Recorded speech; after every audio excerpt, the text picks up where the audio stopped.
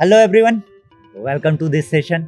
आप सभी का स्वागत है और मेरे साथ हैं Shivam Verma. Thank you sir. Shivam Verma के बारे में मैं आप लोगों को बता दूं, इनका रैंक आया था 151 गेट 2021 मैकेनिकल इंजीनियरिंग में, है ना? सही बोला मैं? मैकेनिकल इंजीनियरिंग में। साथ के साथ इन्होंने अपना रैंक का इस्तेमाल करते हुए एनटीपीसी ज्वाइन किया। यस। और शिवम, मैं जानना चाहूँगा अभी आप एनटीपीसी में कितने दिनों से जॉब कर रहे हैं? जैसे थोड़ी देर पहले हमारी कन्वर्सेशन हो रही थी। और कहाँ है अभी? सर एनटीपीसी में सर ऑलमोस्ट 9 मंथ्स हो गया मुझे ज्वाइन किए। 9 मंथ। और अभी सर फाइनल पोस्टिंग आ गई है मेरी झारसुगुड़ा के पास एक प्लांट है दिल्लीपल्ली पे, वहाँ पे अभी फाइनल पोस्टिंग है मेरी। और ट्रेनिंग का भी कुछ मंथ्स और रिमेनिंग है, मतलब 2-3 मंथ और ट्रेनिंग की रिमेनिंग है। अच्छा, तो एक तो हो गया जॉब की बात, है ना? ठीक है। अच्छा, एक सवाल ये है कि आपने गेट एग्जाम के बाद एक अच्छा स्कोर किया। गेट एग्जाम के बाद आपने ये क्यों सोचा कि पीएसयू में जाना चाहिए? आपने मास्टर्स क्यों प्रेफर नहीं किया? सर मास्टर्स मैंने एक्चुअली एडमिशन लिया था। ओके। बट हुआ ऐसा कि वो ऑनलाइन क्लासेस चल रही थी और ऐसा फील नहीं आ रहा था कि मास्टर्स कर रहे हैं। मास्टर्स कर रहा हूँ। बस वो ऑनलाइन सेशन अटेंड किए, फिर वापस अपने ही घर पे हैं, वहीं घूम रहे हैं, वही रूम, ऐसा हो गया था। तो उतना कनेक्ट मैं नहीं कर पाया। बहुत लोग किए ऐसा नहीं, बट मैं उतना कनेक्ट नहीं कर पाया उस पॉइंट पे। So one of the reason कि मास्टर्स नहीं किए, लेकिन मास्टर आपने प्रेफर किया था। मास्टर्स मैंने ज्वाइन किया था। ओके। बट वो बीच में मैंने ड्रॉप कर दिया। लेकिन वो मेनली रीजन वही रहा कि ऑनलाइन क्लासेस। अगर वो आईआईटी में जाके करते, आप कौन सा आईआईटी ज्वाइन किया? बॉम्बे। आईआईटी बॉम्बे। सो आईआईटी बॉम्बे में अगर जाके रहते तो उस समय फीलिंग अलग होती है। ऑब्वियसली यार, ऑनलाइन आप सेशन ले रहे हैं तो आप उतना नहीं चमकता। हुआ भी था ऐसा कि जैसे हमने जब एनटीपीसी ज्वाइन किया, हाँ, उसी टाइम खबर मिली कि अब ऑफलाइन हो रहा है। अच्छा, ये भी हो गया था एक टाइम पे। ओके। लेकिन पहले आप ज्वाइन कर पहले मैं उधर लीव कर चुका था, ज्वाइन करने से पहले ही मैंने लीव कर दिया। अच्छा अच्छा अच्छा अच्छा अच्छा। तो ये एक रीजन रहा है ना, मास्टर्स नहीं ज्वाइन करने का। शिवम, जैसे कि आपके समय तो कहीं ना कहीं एक था कि कोविड वाला सिचुएशन काफी हैवी था, है ना? और मुझे ध्यान है कि जिस तरीके की चीजें थी उस समय, ठीक है? तो यार, आप जब पढ़ाई कर रहे थे, मैं बता दूं आप सभी को कि ये मेरे ऑफलाइन स्टूडेंट में से एक है ना?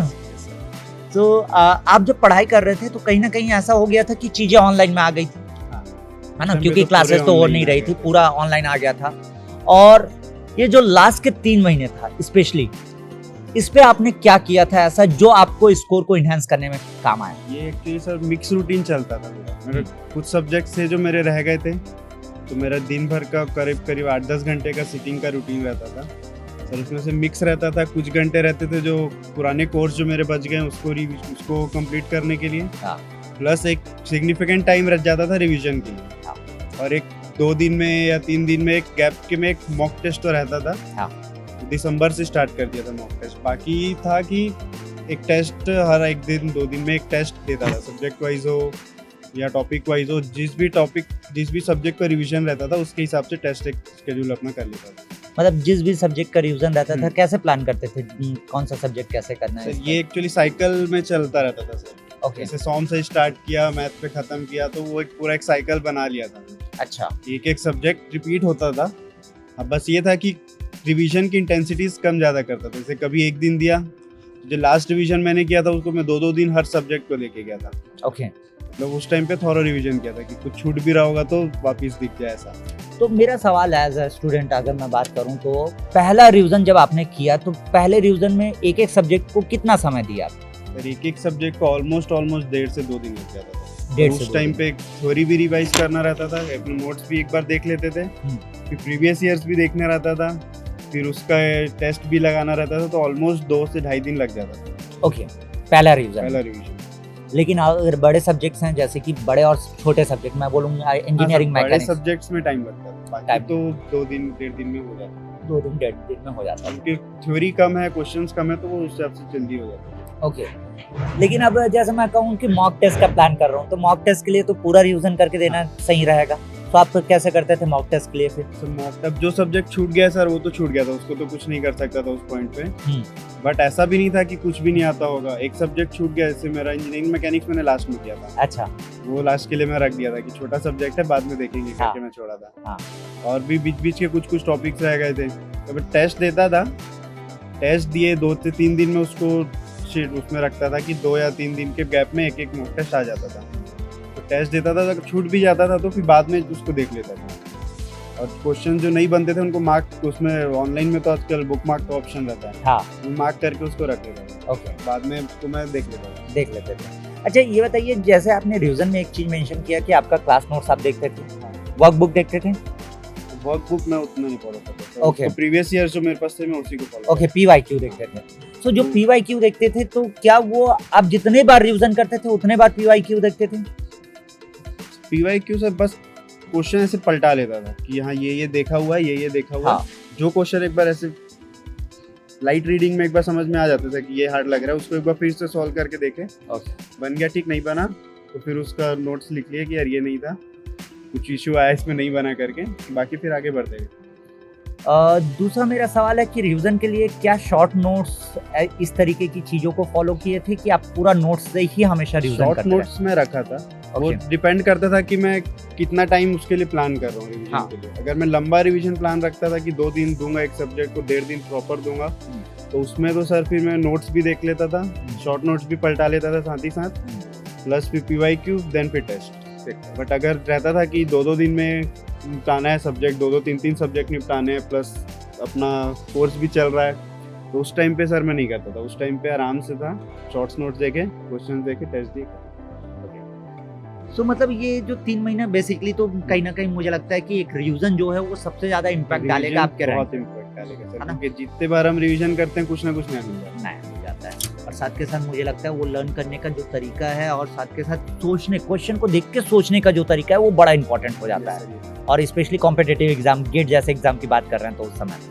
अच्छा शिवम, जैसे मैं कहूँ कि यार ये 3 महीने तो ठीक है आप रिवीजन में डालेंगे, और रिवीजन का भी आपका कैसा होना चाहिए कि साइकिल में होना चाहिए, साइक्लिक रिवीजन होना चाहिए। लेकिन जब आप जैसे मॉक टेस्ट के लिए मैंने आपको पूछा तो वो चीज़ें इस तरीके से थी कि 12 सब्जेक्ट मुझे कवर करना है मोटा मोटी, अगर मैं देखूँ मैकेनिकल इंजीनियरिंग में। सो लास्ट तक आपने ऐसा देखा क्या कि सब्जेक्ट आपके टच नहीं हुए? नहीं सर, ऐसा तो कोई सब्जेक्ट नहीं। ओके, एक आधा टॉपिक पर्टिकुलर हो सकता है, जैसे एफएम का मैंने एफएम के कुछ टॉपिक्स मैंने नहीं कवर किए, बट उसको भी ऐसा था कि मैंने उसको कंप्लीट रिवीजन्स में उसको देख लिया था। अच्छा, कि अगर उनसे भी अगर बेसिक क्वेश्चन आ वो जो गया, कंप्लीट रिवीजन के यूट्यूब में अपन वो उसको मैं देख लिया था कि इन केस अगर बेसिक क्वेश्चन इससे आ भी गया तो मैं एटलीस्ट अटेम्प्ट कर सकता हूँ इस लेवल पे था। अगर टफ क्वेश्चन आया तब तो छूट जाएगा, बट हाँ अगर बेसिक आ गया तो मैं एटलीस्ट अटेम्प्ट कर लूंगा, ऐसा मैंने। हाँ मतलब ये एक इस पे मुझे डायलॉग याद आता है, मैं क्लास में बोलता भी था हमेशा आप लोगों को ऑफलाइन में, ना मामा से अच्छा काना मामा, है ना। मतलब कुछ नहीं से कुछ सही ना यार, कि आपका एटलीस्ट वहाँ से अगर 4 नंबर का क्वेश्चन आ रहा है और आप देख के गए हैं और आपको लग रहा है 2 से 3 नंबर स्कोर कर ले रहे हैं, तो क्या बुराई है यार। पूरा छोड़ के जाने से अच्छा है कि वो वाला पार्ट मैं इसलिए सजेस्ट करता हूँ। होता है डायरेक्ट फार्मूला पूछ लेते हैं, बिल्कुल डायरेक्ट फार्मूला पूछ लेता है, डायरेक्ट फार्मूला बेस्ड क्वेश्चंस आ जाते हैं। जिस टॉपिक को हो सकता है आप छोड़ के जाने वाले थे, उसका सिर्फ और सिर्फ मैं कहता हूँ कि कई बच्चे अभी क्या करते हैं कि लास्ट टाइम आ रहा है, प्रेशर तो बिल्ड होगा, है ना, नो डाउट। तो उसके बाद क्या है कि वो कहते हैं कि सर ये सब्जेक्ट छोड़ दें, ये सब्जेक्ट छोड़ दें। हाँ, तो मैं वही कहता हूँ कि सब्जेक्ट नहीं छोड़ना चाहिए। आप एक काम कीजिए, उसकी जगह आप जो हैंडबुक है उसको फॉलो कर लीजिए, हैंडबुक फॉलो करके पीवाईक्यू लगाइए। हो सकता है पहली बार में दिक्कत हो, लेकिन 2-3 बार अगर आप लगा लेंगे तो वो 10 से 12 दिन में आपका सब्जेक्ट तैयार हो जाएगा, और इतना अच्छा तैयार हो जाएगा कि आपका अगर वो 8 नंबर का सब्जेक्ट आ रहा है तो 3-4 नंबर तो आराम से ले आएगा। अगर लास्ट क्लास में भी तैयार कर रहे हैं तो उसका प्रॉफिट ये है कि बार-बार रिवीजन उतना नहीं लगता। हाँ, रिवीजन में आपको कम समय देना रहेगा, क्योंकि वो तभी तैयार किया होगा ना, तो current थोड़ा सा तैयार। फ्रेश है। ये चीज एक हो जाता है। अच्छा, एक चीज बोला जाता है और मैं भी इस चीज को थोड़ा सा प्रेफर करता हूँ, लेकिन मैं आपसे जानना चाहूंगा कि आपने बोला कि लास्ट में तैयार, तो कब तक वो लास्ट कौन सा डेट है? हमारा तो 14 फरवरी को एग्जाम था। हाँ बिल्कुल। तो मैं जनवरी 20 तक लेके गया था लास्ट। अच्छा, उसके बाद मैंने नया नहीं पढ़ा। नया नहीं, लेकिन जनवरी 20 तक ऐसा रहा होगा कि आप थोड़ा सा जो नया पढ़ना था वो पढ़ते थे और बाकी रिवीजन में डाल रहे थे। ओके, हाँ, ये इंपॉर्टेंट है दोस्तों कि आप रिवीजन ना अभी साथ में रखिए। अगर आपके 5 सब्जेक्ट हुए तो 5 सब्जेक्ट को साथ में रिवाइज करते हुए नए सब्जेक्ट को इंक्लूड कीजिए। रिवीजन नहीं करेगा तो 5 धीरे से भूल जाएगा। फिर ऐसा रह जाएगा कि वो नए हो गए वापस से। ये होता है। तो ये बहुत सारे स्टूडेंट को भी लगता होगा जिनका मोमेंटम भी ब्रेक हो जाता है, तो उसके बाद 8-10 दिन बाद भी आते हैं तब भी लगता है अरे सर भूले लग रहे हैं, उतना अपना मोमेंटम नहीं हो पा रहा है। ये तो रिवीजन एक्चुअली ऐसा बन जाता है कि 10 से 15 दिन में एक सब्जेक्ट आ ही जाता है वापस। हाँ, शुरू में तो कम सब्जेक्ट कंप्लीट हुए रहते हैं तो जल्दी आ जाता है, बट बाद में जब पूरे कोर्स हो भी गया तो भी छोटे रिवीजन 15 से 20 दिन में रिपीट हो जाता है। अच्छा, ये जो जैसे डेली 8-10 घंटा देते थे, तो इसके लिए क्या कोई मोटिवेशन आप लेते थे? क्या था, मतलब मोटिवेशन लेना कहने का मतलब क्या था आपके मन में कि यार क्या करना है? क्या ऐसी चीज जो आपके अंदर ये आग जला के रखे रहती थी कि हाँ डेली पढ़ना है? और क्या बीच में ऐसा कोई दिन आता था पूरे मतलब महीने या हफ्ते में, एक हफ्ता या एक महीने में ऐसा कोई दिन आता था जिस दिन कम पढ़ाई हो या डिमोटिवेशन, पूरा दिन है ऐसे ही निकल जाए, तो ऐसा क्या था? ऐसा कभी कभार तो होता था कि कम पढ़ाई हुआ, हाँ। बट सच नहीं लगता था कि कभी कभार मैं बीच में खुद से गैप ले लेता था 1 आध घंटे का। ओके। गैप लेके थोड़ा राउंड राउंड मार के आता था। हाँ। हाँ, ठीक था। कभी कभार ऐसा नहीं लगता था कि एकदम ही डिप्रेस्ड हो गए, क्योंकि ऐसा लगता भी था तो थोड़ा देर फोन चला लेता था बैठ के। थोड़ा देर फोन चला लिए, सीरीज वगैरह देख के उठ जाता था। बट मोटिवेशन तो था सर कि तो नॉर्मल मिडिल क्लास फैमिली में पता है उतना। हाँ। बट ये था कि उस टाइम पे जॉब्स नहीं थी, न जॉब कोरोना का टाइम भी कोरोना था। का टाइम था, न जॉब थी हमारे पास, ना ही ऐसा कॉलेज प्लेसमेंट भी नहीं हुआ था। हाँ। तो ये था कि अगर अब नहीं होगा तो फिर 1 साल फिर बैठना पड़ जाएगा। ये एक डर था, वो डर एक मोटिवेशन का काम उस टाइम पे। बिल्कुल। आपका फेलियर का डर जो है वो सक्सेस देके जाता है, ये बात तो सही है दोस्तों। कि फेल होने का जो डर है कि यार 1 साल फिर मुझे लगना पड़ेगा, 1 साल तक मुझे फिर से इंतजार करना पड़ेगा, तो वो जो डर है ना वो सक्सेस देके जाता है। लेकिन वो डर अगर हावी हो जाए तो वो फेल करने के लिए भी पीछे नहीं हटेगा। देखिए, एक बात तो मैं मानता हूँ कि अगर लगता है कि फेल हो जाऊं, डर लग रहा है फेल हो जाऊं, तो कुछ नहीं करोगे तो फॉर श्योर तो फेल हो नहीं गए, है सर। है ना? अगर आप कुछ करते रहेंगे तो ये है कि चांसेस है कि फेल ना हो, है ना? कुछ करना जरूरी है। अच्छा, शिवम, जैसे कि आपका पहला अटेम्प्ट 2020 था ये सर 2020 और 2022 में सॉरी 20 में उतना अच्छा नहीं हुआ था, 2020 में उतना अच्छा नहीं हुआ था, बस क्वालिफाई हो गया था। सिर्फ क्वालिफाई हुए थे। और उसके बाद 21 में 151 है। ओके। मुझे वो दिन ध्यान आता है जिस दिन तुम वो फोन किए थे ना आंसर की को मैच करने के बाद, याद है? वो दिन मुझे ध्यान आता है। मैं जस्ट कहीं से आ रहा था, है ना, तो ये आंसर की मैच किए। मैं क्लास में महावीर के नाम से ज्यादा बोलता था, है ना, ऑफलाइन क्लास में। तो मैं अभी भी बच्चों को बताता हूँ ये कहानी, है ना, कि ऐसा ऐसा है करके। अच्छा, तो जैसे कि आपका 2020 में यार जस्ट क्वालिफाई किया, 2021 में कहीं ना कहीं एक एग्जाम को निकालने के लिए वो कॉन्फिडेंस भी चाहिए, है ना? एक एग्जाम को निकालने के लिए एक कॉन्फिडेंस चाहिए कि यार मैं कर पाऊंगा। तो वो कॉन्फिडेंस 2021 में कहाँ से आया? मेहनत तो कर रहे थे, नो डाउट। सर ये कॉन्फिडेंस एक्चुअली एक टाइम के बाद जब पता चल जाता है ना कि कोर्स समझ में आ गया है। मुझे कोर्स पता था क्योंकि 1 साल मैंने ऑफलाइन किया था। हाँ। कोर्स का मुझे आइडिया था, बस प्रैक्टिस था, कोर्स को दोबारा से शुरू से पढ़ना था। तो वो 2-3 महीने में वो एक्चुअली थोड़ा सा कॉन्फिडेंस आ गया था कि हाँ रिफाइन करते जाएंगे, इसको परफेक्ट करते जाएंगे तो 65-70 के तो आसपास आना ही है। ये मैं एक्चुअली में श्योर था कि 60 से तो ऊपर आएगा। हाँ। उसके ऊपर था कि उस टाइम पे एग्जाम हॉल में मैं कितना परफॉर्म किया, बाकी मार्क्स उस पर डिपेंड करता है, ऐसा था। तो एक पॉइंट पे मुझे ये श्योर हो गया था कि 60 से नीचे तो बहुत खराब हालत में जाऊंगा। मतलब पहले से ही लेकिन वो पता कैसे लगा कि वो लगातार प्रैक्टिस कर रहे थे? वो लगा था, वो गैप तो मेरे शायद 1 दिन भी मैंने गैप नहीं किया था। जब से स्टार्ट किया था उसके बाद 1 दिन भी शायद मैंने गैप नहीं किया था। कंसिस्टेंसी जरूरी है। कंसिस्टेंसी इंपॉर्टेंट है। दिवाली भी था, न्यू ईयर भी था, पढ़ के भले ही एंजॉय करता था बट एक टाइम पढ़ाई के लिए निकाल लेता था। ये चीज मैं हमेशा बोलता था क्लास में, याद है जब ऑफलाइन होता था तो आप लोगों का दिवाली या न्यू ईयर अभी नहीं है, हालांकि ये ऑफलाइन में दिवाली न्यू ईयर खूब मनाया है ना उस समय, लेकिन ठीक है, अल्टीमेटली बात होती है सक्सेस पे। बाद में आखिर समय तो देना पड़ेगा दोस्तों।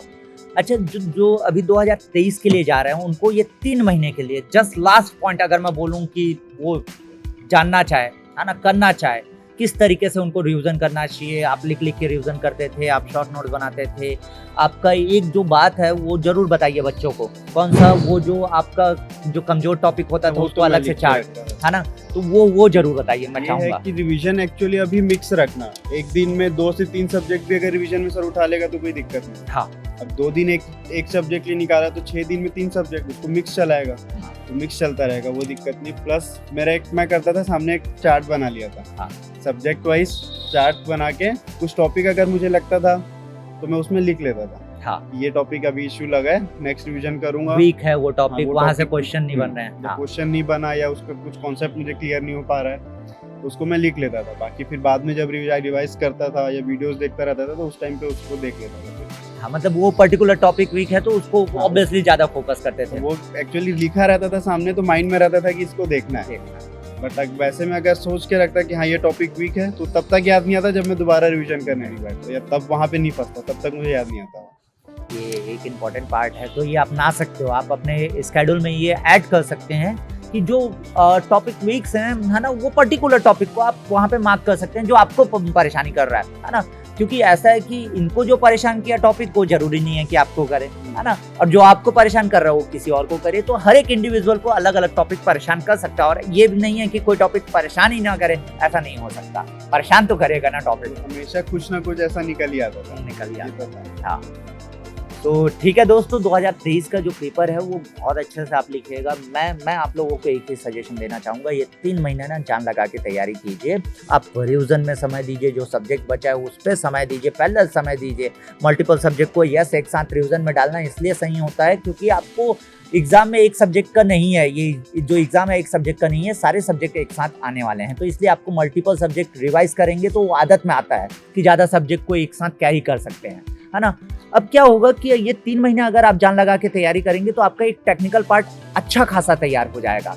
एग्जाम क्या हुआ वो बात की बात है यार, रिजल्ट अच्छा आया बुरा आया, अगर जैसे इन्होंने बोला है ना, शिवम ने, कि मुझे सर एक टाइम के बाद समझ में आ गया था कि इतना तो मैं कर ही लूंगा।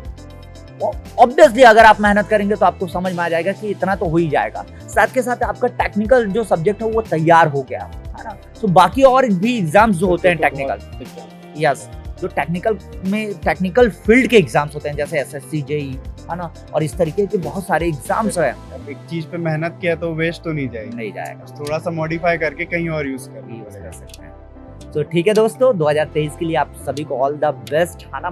बहुत अच्छे से मेहनत करके आप एग्जाम दीजिएगा, छोड़ के आइए, आगे हम जरूर बात करेंगे। अभी के लिए इतना ही, थैंक यू सो मच, जय हिंद, ऑल द बेस्ट सबको।